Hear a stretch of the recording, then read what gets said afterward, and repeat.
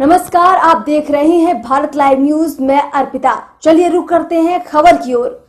मुरैना जिले की सिवनी विधानसभा से विधायक रहे गिरिराज दंडोतिया ने कांग्रेस छोड़कर बीजेपी का दामन थाम लिया है। उसके बाद होने वाले उपचुनाव में गिरिराज दंडोतिया का बीजेपी से टिकट लगभग तय माना जा रहा है। ऐसे में जब दंडोतिया से पूछा गया कि उन्होंने अपने 16 महीने के कार्यकाल में क्षेत्र में क्या विकास किए, तो उन्होंने इस पर कांग्रेस सरकार पर आरोप लगाने शुरू कर दिए। उन्होंने कहा कि सरकार के समय में जो कांग्रेस के नेताओं ने वादे किए थे, सत्ता में आने के बाद वो वादे भूल गए, जिसके चलते 16 महीने के कार्यकाल में क्षेत्र में कोई भी विकास नहीं हो पाया। जब बार बार उनके और उनके नेता ज्योतिरादित्य सिंधिया द्वारा इसका विरोध किया गया, तो कांग्रेस सरकार के आला नेताओं ने कोई सुनवाई ही नहीं की, जिसका नतीजा ये हुआ कि उन्होंने कांग्रेस पार्टी को छोड़ने के लिए निर्णय लिया। हालांकि अब होने वाले चुनाव में जनता उन पर फिर से भरोसा करेगी, इसका वो पूरा भरोसा जता रही हैं। दंडोतिया की माने तो वो जनता के सेवक हैं और लगातार जनता की सेवा के लिए काम करते आ रहे हैं।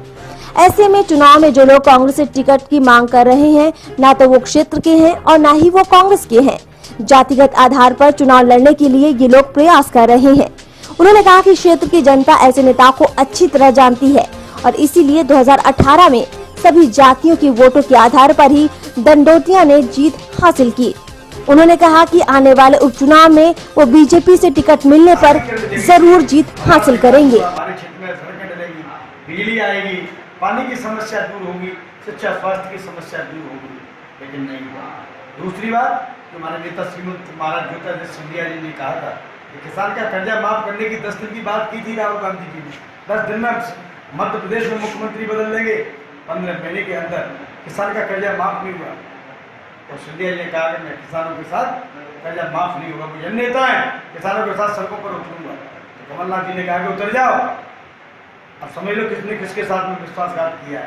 काम का तो काम नहीं कर रहे हो और सड़क पर हम उतर जाए, इसका मतलब हिटलरशाही से जो बात करी उन्होंने, उसका उनको जनता ने ही उनको उसका साथ दिया है।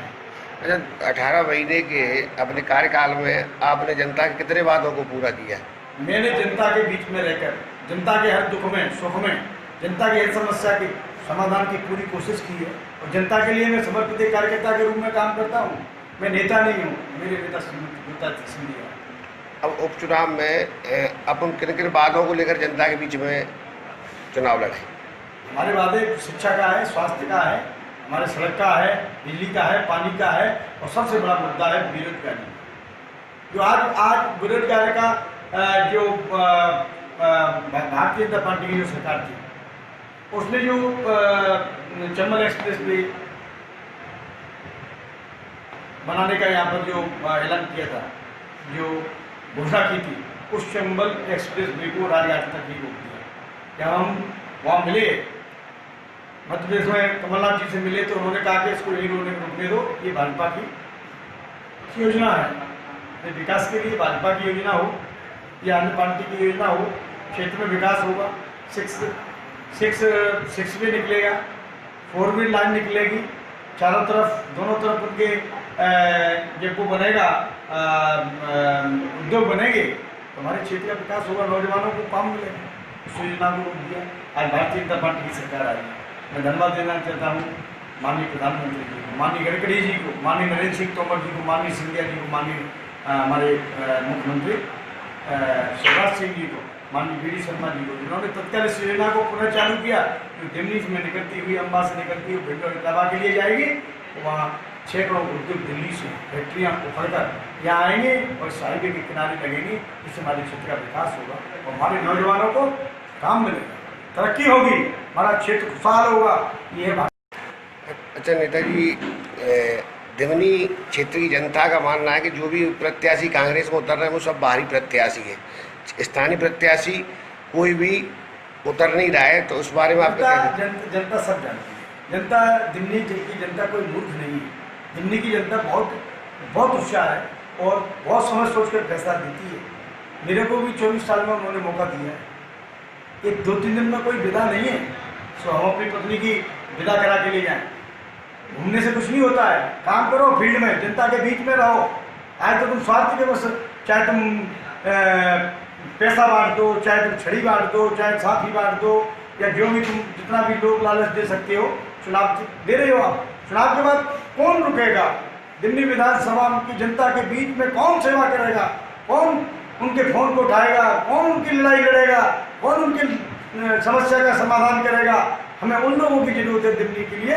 मैं ये नहीं कह रहा हूँ कि मैं हूँ, मुझसे कोई अच्छा कैंडिडेट हो, मुझे से जनता वोट दे उसको, लेकिन मैं जनता का सेवक हूँ। जनता मुझे जानती है, भली भांति।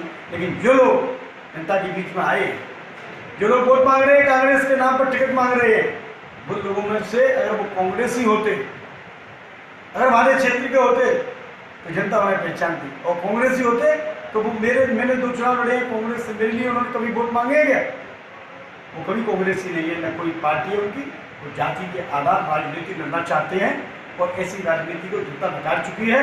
मेरे पास जातिवाद के नाम पर मुझे 18,000 वोट, 18,500 की जीत नहीं मिली, 70,000 वोट मुझे मेरे सभी जातियों का समर्थन मिला, सभी जातियों का प्यार मिला मुझको, और उसी प्यार को मैं बरकरार रखे हुए हूँ। जब तक मेरा जीवन रहेगा, जिंदगी रहेगी, जब तक मैं दिल्ली विधानसभा के क्षेत्र में सेवा करता रहूँगा, एक एक जन की सेवा करूँगा। मेरे पास जात पात के लिए कोई जगह नहीं है, मेरे लिए सब बराबर है, सब लोग मेरे भाई हैं, सब जातियों का मैं बेटा हूँ। चाहे वो गुर्जर समाज हो, चाहे वो पटेल समाज हो, चाहे वो ठाकुर समाज हो, चाहे वो अन्य समाज हो, सारे समाज मेरे हैं। चाहे वो जाटव समाज हो, सबका मैं बेटा हूँ, भाई बनकर काम करता हूँ और करता रहूँगा। ये मेरा सपना है। जब तक मेरा जीवन रहेगा, जब तक भारतीय जनता पार्टी के नेतृत्व में। नेताजी, जो ऐसा है, एडिशन लिफ्ट का काम कई वर्षों से अधूरा पड़ा है।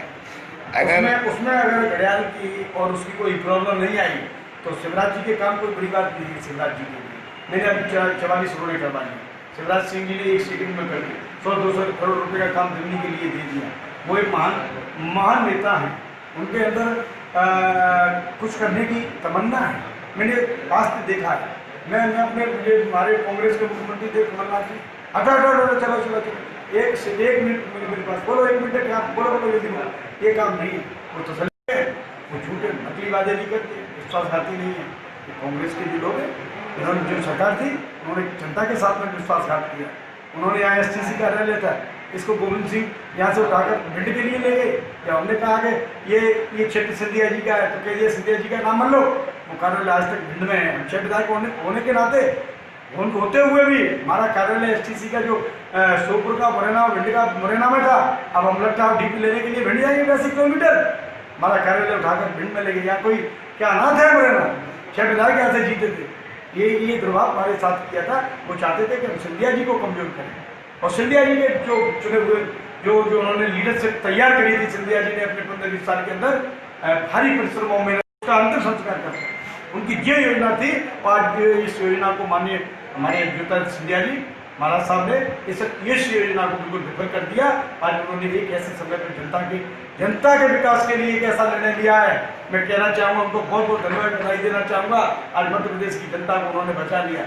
ये शासन नहीं था, वहाँ पर एक बहुत बड़ा अड्डा बना हुआ था वल्लभ भवन में, वहाँ हमारी सुनवाई नहीं होती थी। हम विधायक जनता की कोई कदर नहीं थी, वहाँ कदर थी उद्योगपतियों की, वहाँ पैसे का लेन देन होता था। मैं कह रहा हूँ सर, कांग्रेस उद्योगपतियों की सरकार। इस बुलेटिन में इतना ही। फिलहाल मुझे दीजिए इजाजत। नमस्कार।